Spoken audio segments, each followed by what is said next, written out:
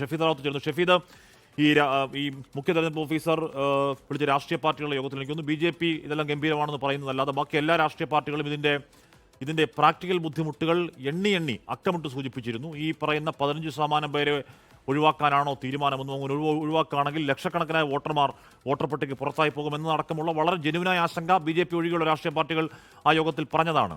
അത് ജെനുവിനായിരുന്നു. അത് കേൾക്കാതിരിക്കാൻ election commission കഴിയുമായിരുന്നില്ല ഷഫി. അതാണ് വസ്തുത.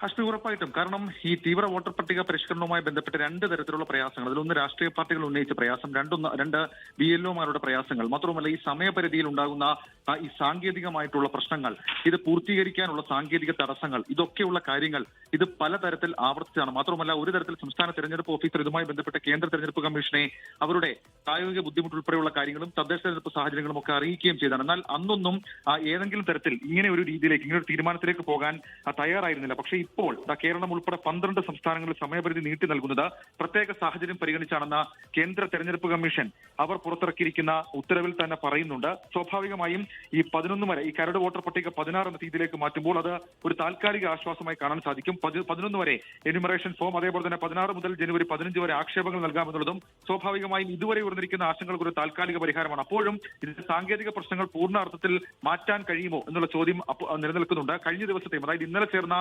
സംസ്ഥാനത്തെ ഈ പറയുന്ന രാഷ്ട്രീയ പാർട്ടികളുടെ CEO വിളിച്ച, തെരഞ്ഞെടുപ്പ് കമ്മീഷൻ വിളിച്ച രാഷ്ട്രീയ പാർട്ടികളുടെ യോഗത്തിലും ഇതടക്കം, അതായത് കൂടുതൽ സമയപരിധി നീട്ടിയാലും ഉണ്ടാകുന്ന ആശയക്കുഴപ്പങ്ങളെ സംബന്ധിച്ചടക്കം പലതരത്തിലുള്ള ചർച്ചകൾ ഉയർന്നിരുന്നു. നിലവിൽ ഇപ്പോൾ കേന്ദ്ര തെരഞ്ഞെടുപ്പ് കമ്മീഷന്റെ ഈ തീരുമാനം അത് ഒരു താൽക്കാലിക ആശ്വാസം നൽകുന്നുണ്ട്. ഹാഷ്മി, എന്തായാലും അത് നിർണായകമായ തീരുമാനം. SIR സമയപരിധി ഡിസംബർ 16 വരെ നീട്ടി എന്നുള്ളതായിരുന്നു. ഡിസംബർ 4 ഇപ്പോൾ ഏറ്റവും ഒടുവിൽ മുഖ്യ തെരഞ്ഞെടുപ്പ് ഓഫീസർ വിളിച്ച ഈ രാഷ്ട്രീയ പാർട്ടികളുടെ പ്രതിവാര യോഗത്തിലൊക്കെ പരാതികളായിരുന്നു. BJPക്ക് മാത്രമാണ് ഇതിലൊന്നും പരാതി ഇല്ലാതിരുന്നത്. കോൺഗ്രസും ഇടത് പാർട്ടികളൊക്കെ അതിൽ വലിയ ശക്തമായ പരാതി ഉന്നയിച്ചതാണ്. തദ്ദേശ വോട്ടെടുപ്പിന് ദിവസം തന്നെ ഈ കരട് വോട്ടർ പട്ടിക പ്രസിദ്ധീകരിക്കുന്ന വാശി എന്താണ് എന്ന ചോദ്യം കോൺഗ്രസും CPM-ഉം CPI അടക്കമുള്ള പാർട്ടികൾ അവിടെ ചോദിച്ചതാണ്. ഈ പറയുന്ന 5 ദിവസം മാത്രമാണ് ബാക്കിയുള്ളത്. 85% ഫോമുകൾ മാത്രമേ കിട്ടിയുള്ളൂ.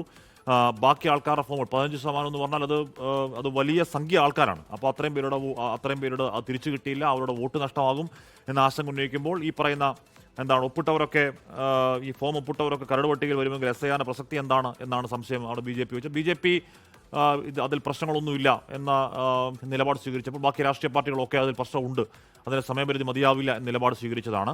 അപ്പോൾ മാത്രമല്ല ഇനി ആ പ്രതിപക്ഷ രാഷ്ട്രീയ പാർട്ടികളുടെ, കോൺഗ്രസും ഇടത് പാർട്ടികളുടെയൊക്കെ ആശങ്ക മാറ്റി നിർത്തിയാൽ പോലും ഈ 15% തിരികെ ഒന്ന് ഡീറ്റലൈസ് ചെയ്യാനുള്ള സമയം ഈ 5 ദിവസം കൊണ്ട് പ്രാക്ടിക്കൽ അല്ല എന്ന കാര്യം കളക്ടർമാർക്കും മുഖ്യ തെരഞ്ഞെടുപ്പ് ഓഫീസർക്കൊക്കെ നല്ലവണ്ണം അത് അരിയാഹാരം കഴിക്കുന്ന ആർക്കും ബോധ്യമാവുന്ന കാര്യമാണ്.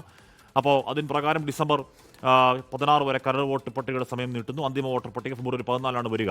ലോകത്തെവിടെയായാലും ഏത് സമയത്തും 24 വാർത്തകളും ഓഗ്മെന്റഡ് റിയാലിറ്റി പാക്കേജുകളും എക്സ്പ്ലെയിനറുകളും വിശദമായി കാണാൻ ഞങ്ങളുടെ YouTube ചാനൽ നിങ്ങൾക്ക് സബ്സ്ക്രൈബ് ചെയ്യാം.